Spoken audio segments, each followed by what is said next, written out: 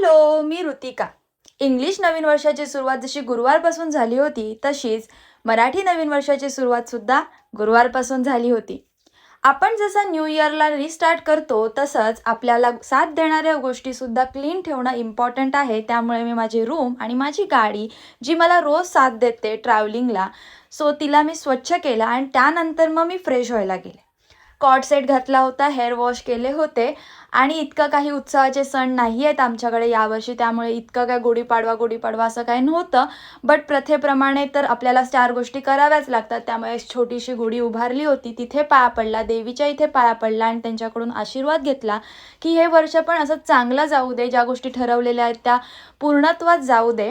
आणि त्यानंतर जेवले मस्तपैकी आणि मला 2 शूट करायचे होते. एक ॲडव्होकेट रिलेटेड होता आणि एक होतं जे गुढीपाडवा स्पेशल होतं. मला कमेंट करून नक्की सांगा मी कशी दिसते हां.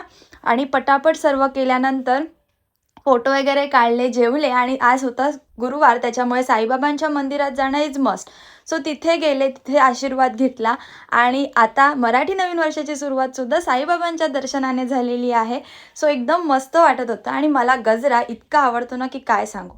आणि घरी आल्यावर फेस वॉश केला आणि दिवस एंड केला. Thanks for watching. भेटूया उद्याच्या ब्लॉग.